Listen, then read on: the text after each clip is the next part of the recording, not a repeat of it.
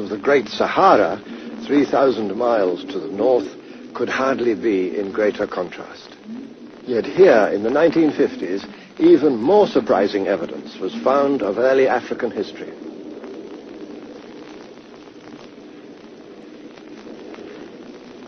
Today the place belongs to the creatures of the desert, lizards, scorpions, and snakes that can survive the searing temperatures of this thirsty land, one of the driest and most desolate regions on Earth. Water is the rarest and most precious commodity. Yet even here it must once have flowed in abundance.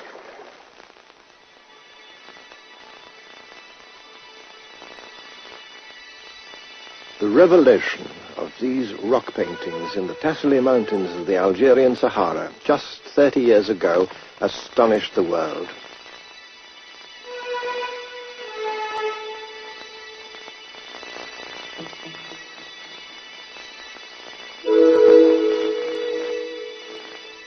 Whole communities of people who were obviously African in origin had created marvelous galleries of ancient art depicting most vividly the life of the Green Sahara as it must once have been. First we see hunting folk and the animals they lived among, the clearest proof that this region of the Sahara long ago teemed with wild game. The earliest paintings may be 7,000 or 8,000 years old. But not all the people who inhabited this huge region were nomadic hunters. This horse, complete with saddle and bridle, points to the development of transport systems and traders. And this ox-drawn plough to the planting and growing of crops.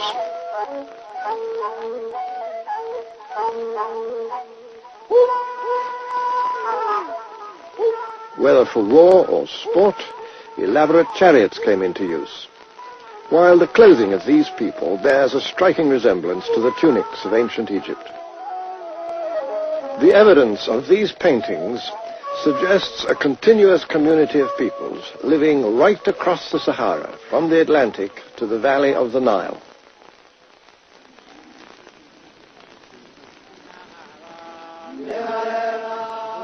Then, some 4,500 years ago, the climate began to undergo a disastrous change. Gradually, the Sahara lost its rainfall, its animal life, and finally, its people.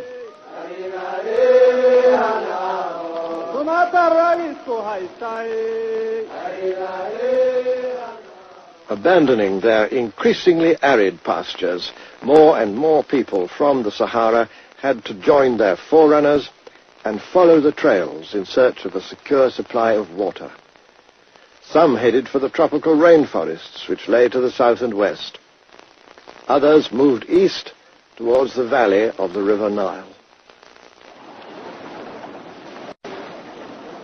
Fed by Africa's greatest lake, the Nile runs north for over 4,000 miles before reaching its outflow in the Mediterranean Sea.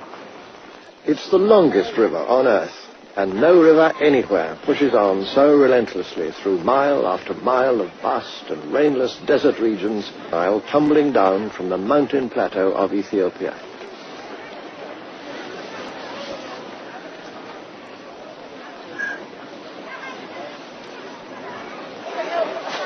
But the Nile is more than a great river. It's a whole library of the history we're looking for. From the earliest times of human settlement along the river, some 10,000 years ago, the Nile was the giver of life to ancient communities who came to its banks and found on fertile soil that was enriched unfailingly, year by year, by the flood of silt. Those early people were among the ancestors of the Egyptians and the Sudanese of today. Others may have come from the Middle East. But the archaeological evidence combines to show that the main lines of incoming migration were from the southwest and the west. In other words, from the African communities of the Sahara.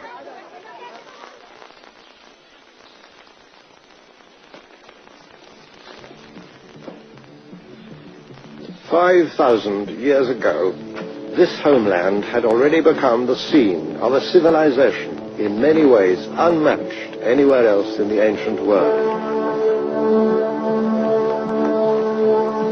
This is where we have to begin, in the Egypt of the pharaohs, in the African land that was the gift of the god of the Nile. It's easy enough to believe, within these corridors, built to a gigantic scale and yet wonderfully proportioned, that you've entered a world sprung complete from the lap of the gods.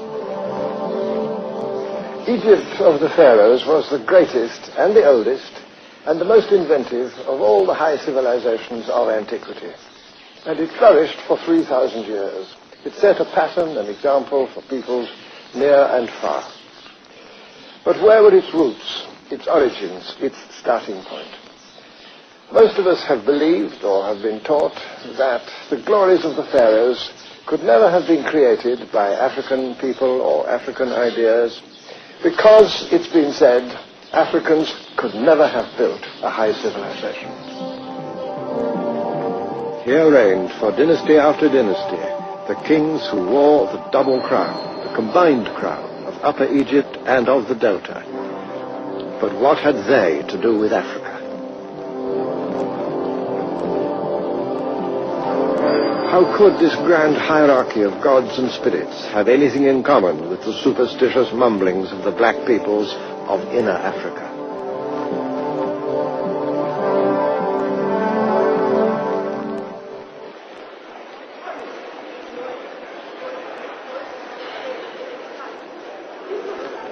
Wandering among the treasures of the Cairo Museum, it's easy to think of the Egypt of the pharaohs as a civilization complete within itself, owing little or nothing to outside influences from whatever source, entirely its own creation.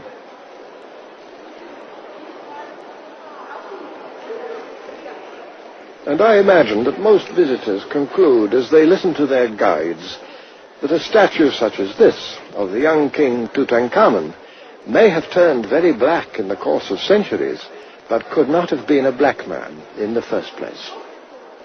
It's a view which is now increasingly under challenge, not least from African historians and archaeologists. One of the more outspoken of these is Professor Cheikh Anta Diop of Senegal, who has made a special study of the origins of the people of ancient Egypt. Contemporains des Égyptiens et même des philosophes du XIXe siècle, voici dans le tombeau de Ramsès III, au XIIe siècle avant Jésus-Christ, les 4 races connues des Égyptiens représentées sur le même plan. Ici, vous avez l'Égyptien, le type générique de la race, en noir charbon, si je puis dire, avec toutes ses particularités ethniques. Et sur le même tableau, vous avez le type indo-européen, représenté également, avec toutes ses différences par rapport au type égyptien, du point de vue de la couleur de la peau et du point de vue du vêtement. Et ici, vous avez les autres Africains qui habitaient à l'époque l'intérieur du continent, représentés de la même façon que les Égyptiens. That particular painting, however, is a rare exception, the only one, as far as I know, that so clearly makes the professor's point. For the most part, the ancient Egyptians had themselves portrayed as reddish pink, but of course they intermarried with Asians, and even more with other Africans. Many of their noble ladies were Nubians, and lovingly portrayed as such. This painting comes from the tomb of Hemaka, clearly a black lady, with a handmaiden behind her, just as surely white.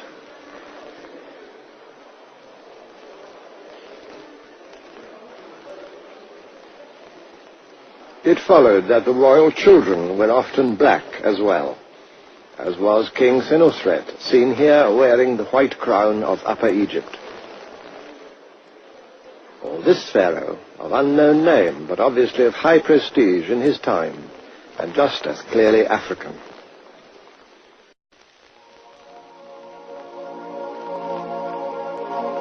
Elephantine Island in the Nile marked the border between Egypt and Nubia, and was a place of great sanctity in ancient times. Among the travelers who came here were the earliest European historians, the Greeks, men like Herodotus, brought up as he was in the classical tradition which regarded the various races of the known world as different but equal.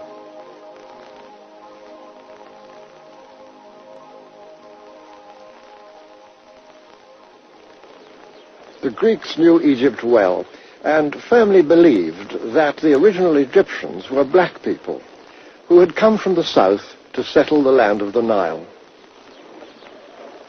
But Herodotus himself got no further than this. He was prevented by the first cataract from traveling further south.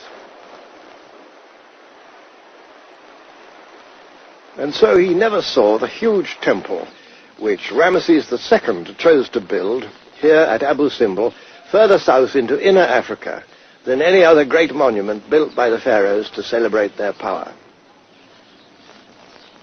A few years ago, with immense ingenuity, the entire structure was lifted to a new site, above the artificial lake which has drowned all the sites of the most ancient kingdoms that flourished here in Nubia, even before the first of the pharaohs.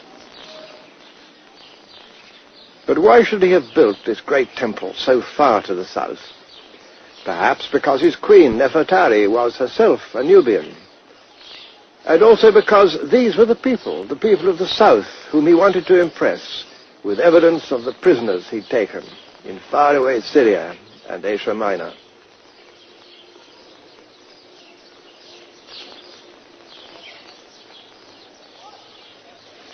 Even mighty temples like this one have to be seen against the background origins of ancient Egyptian civilization.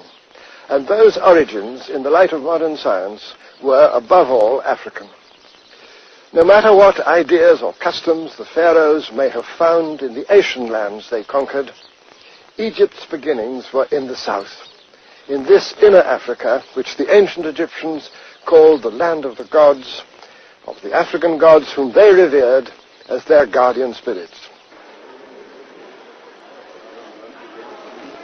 The time came when Egyptian conquests ended.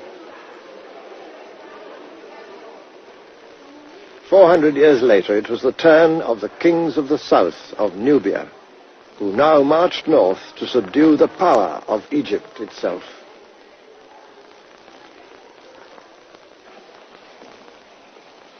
And here is the most famous of those mighty kings of the south, recognized by the peoples of that time, the 7th century BC, as among the masters of the world. This one, as it happens, received a favorable mention in the Bible, in the Book of Kings, as the emperor of Kush and of all Egypt, whose name was Taharka. By 650 BC, the Nubian kings who had subdued Egypt were ready to withdraw to the south, to Napata, and then to a new capital in their kingdom of Kush, at Meroe.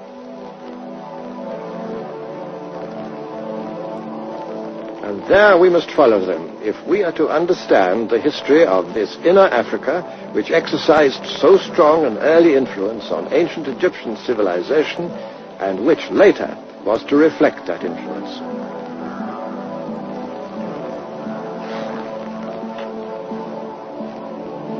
The city of Meroe was situated 1,000 miles south of the old Egyptian frontier, far into inner Africa.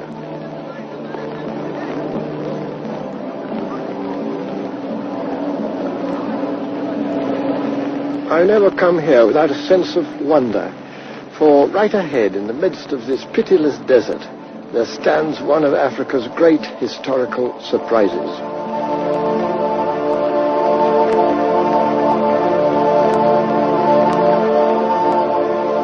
The remnants of a lost civilization, standing across the skyline, as though shipwrecked on the sands of time.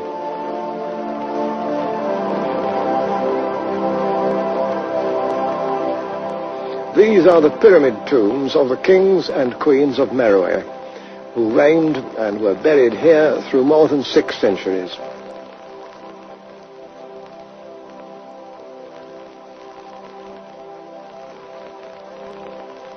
Long ruined by tomb robbers and by time, the pyramids are being restored and even reconstructed.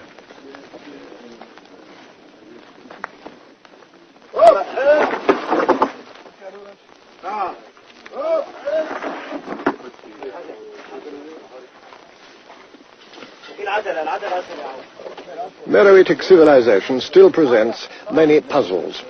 One is that the monarchs of Kush built their pyramid tombs long after such monuments had ceased to be raised in Egypt.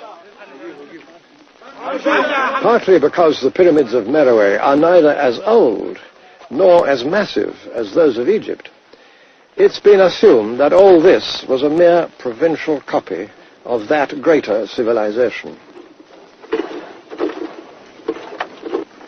In fact, it was far more than a copy. The similarities are there, but other aspects of Meroitic culture are found nowhere else.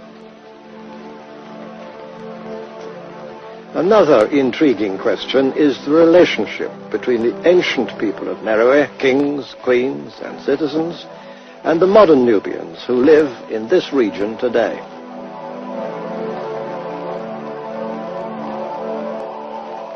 We can still see their stylized portraits in stone, but what did they really look like? I asked Dr. Ali Osman of the University of Khartoum. Oh, they look like me, of course. I am a Nubian. Very much the Nubians of today are the Nubians of yesterday. We got to understand that rather carefully, because the Nubian culture actually have not yet been very much explored. The Nubians from within. I, the Nubian, what I do and how I behave, wouldn't have changed that much from what the medieval Nubians have done. But the influence that were coming on us as Nubians, starting as early as, you could say, the Egyptian, and coming down to the Muslim and Arab influence, have been changing. That does not mean that the Nubians have changed. But this identity has had to survive many foreign incursions and even conquests. At one time, Meroe fell before the invading armies of Aksum, another ancient kingdom high in the mountains of what is now Ethiopia. In more recent times, the Turks and the British have sent in their armies of occupation. Most lasting of all has been the influence of Islam. But through all these changes, the Nubians have done more than retain their identity. Just as they absorbed influences from elsewhere, so they too have had a deep cultural impact on their neighbors.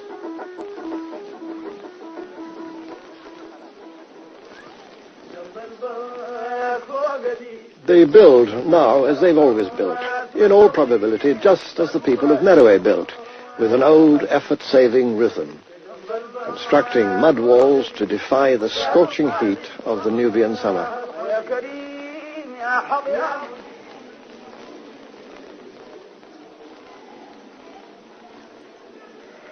Their beds are no different from those of their ancient ancestors, like this one in Khartoum Museum, with a pattern of headrest which is much the same here and right across Africa as those of 5,000 years ago.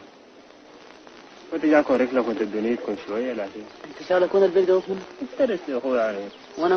the traditional clan marks cut into this Nubian's face can be seen, exactly reproduced on a stone relief which decorates one of the pyramids just a couple of miles away.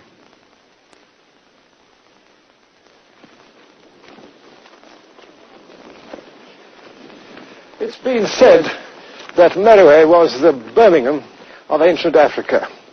And that wasn't altogether a flight of fancy, for the people of Meroe had a very extensive iron-making industry. Just consider this enormous pile of industrial waste, of slag. It proves that among the major activities of the people of this flourishing city was to smelt iron. And here is a bit of the residue. A few yards away stood the great temple of Ammon, Meroitic, although dedicated to a very Egyptian god. And somewhere in the sand, if I can find it, there's another remarkable fragment of inner African originality. Here it is, a stone inscribed with a fully operative script that was invented for the African language of Meroe in the 3rd or 2nd century BC. 23 signs for letters and a word divider. One of the earliest alphabetical ways of writing invented anywhere in the world, and still a puzzle for modern scholarship.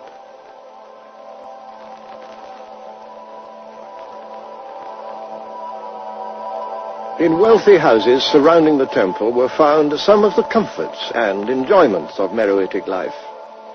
The style of these pots is uniquely Nubian and repeated nowhere else in the Nile Valley.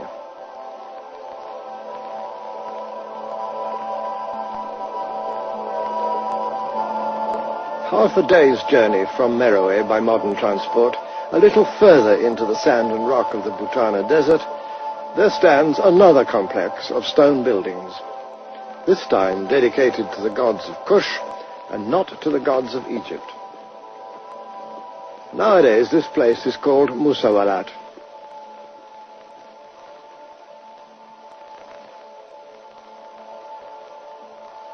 Strange hints remain among the ruins, like this old lion in the sand.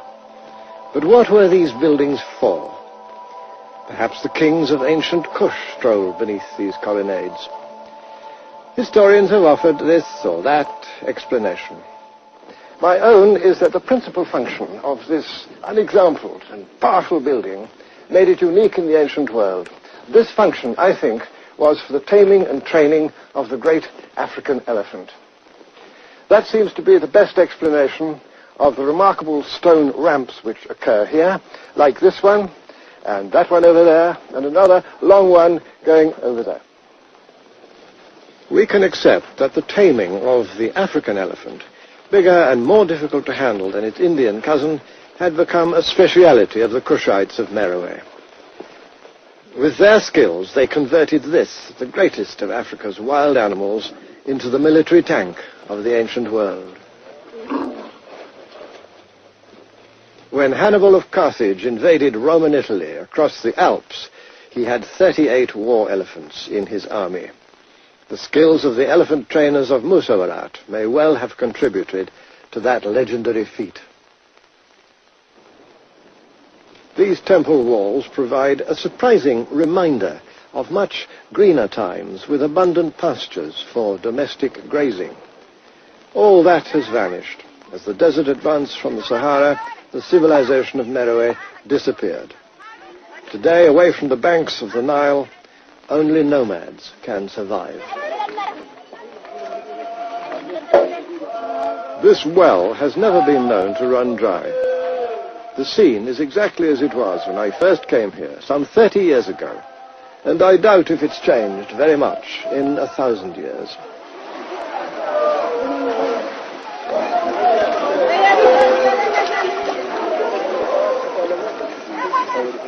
Proud and self-sufficient, these people seem untouched by the modern world.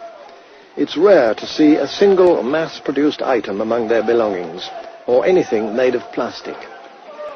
It's as if they share a determination to rely on nothing but themselves and their animals.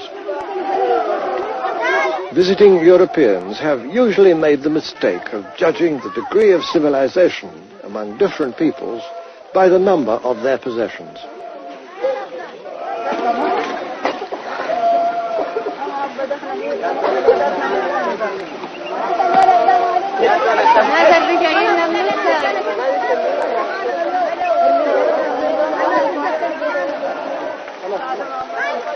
The ancient traditions of these nomads reach back to the very beginnings of history.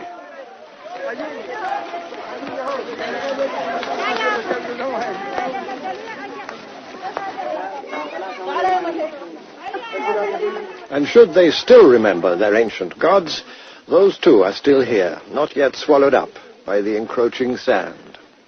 Here at Naga, there's an even more remarkable mixture of local and imported influences. King Natakameni triumphs over his prisoners in a very Egyptian style. The python, on the other hand, was an inner African religious symbol, regarded in many lands down to this day as a figure of spiritual power. And this representation of the lion god looks quite Indian, with his 3 heads and 4 arms. But he too is uniquely Meroitic. The kingdom of Kush collapsed in the 4th century AD. But evidence has recently come to light that some of its people migrated across the plains of Kordofan towards the Nuba Hills.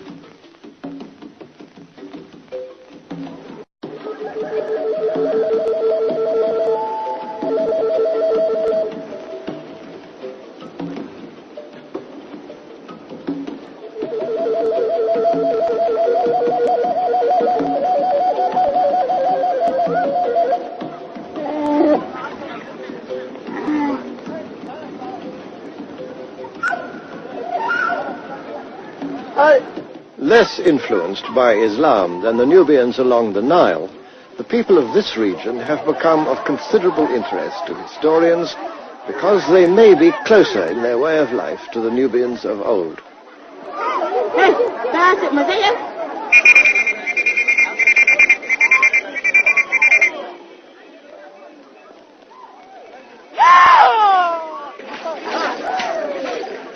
As it happened, we chanced on a special day among these Nuba people, a bit like a cup final.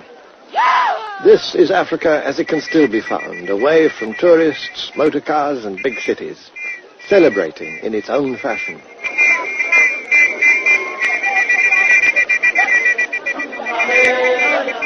A number of cultural links have been found to suggest that these people may well share a common heritage with distant ancestors who lived in the time of the kings and queens of Kush. Village teams, each wearing its own distinctive color, have gathered from a wide area to take part in one of the oldest of all sporting events, but also a passion among the Nuba, wrestling.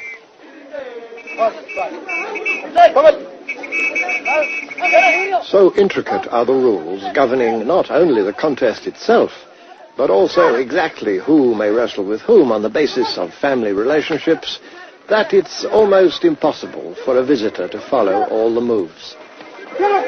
But for the historian, there's another close relationship between the Nuba wrestling of today and that of ancient times. Dating from around 2500 BC, these vivid paintings have been copied from an Egyptian tomb at Beni Hassan.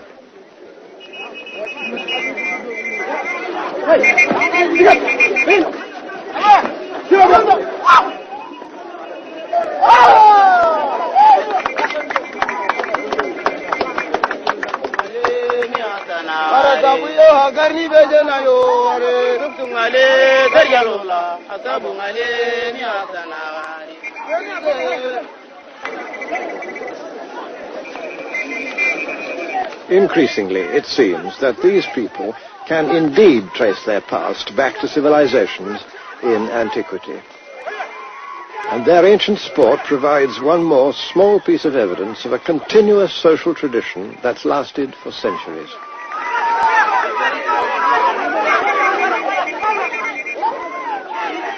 Yet these are the very people whom the 19th century explorer Samuel Baker described as human nature in its crudest state, not to be compared with the noble character of the dog.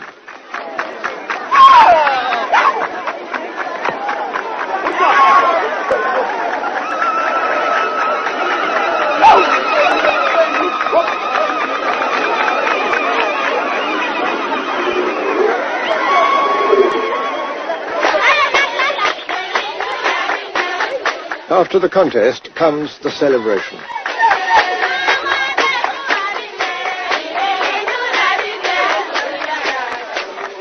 Some of these Nuba girls may well be Muslim, but it's no part of their tradition to hide their faces behind veils.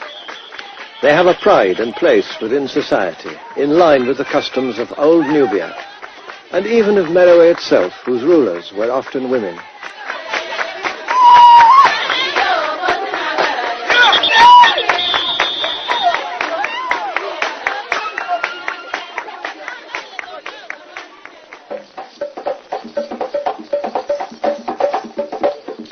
In another part of the Nuba Hills, just a few miles to the southeast, the teachings of Islam have made no headway at all.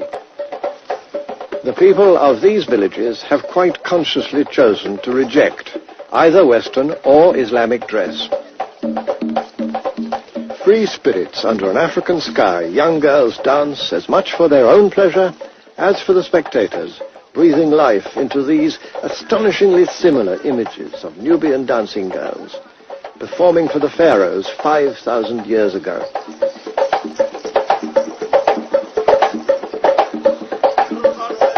Famed for their grace and beauty, they had an honored place in the life of ancient Egypt.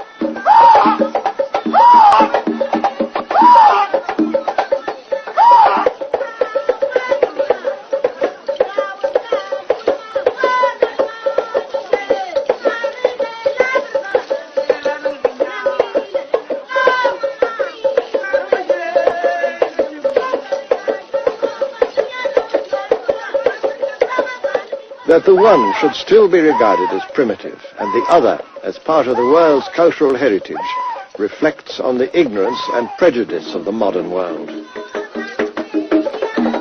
And not at all on them.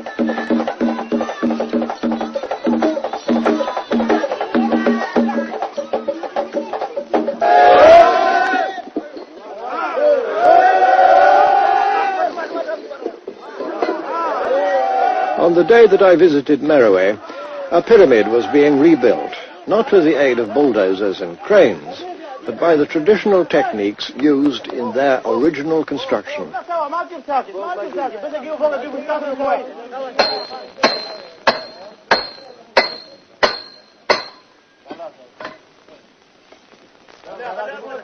As each great shaft of masonry was hauled up the ramp and pushed into place, for me, the continuity of African history was brought directly alive. The Egypt of the pharaohs did not spring whole and complete from its own local genius. It owed much to inner Africa.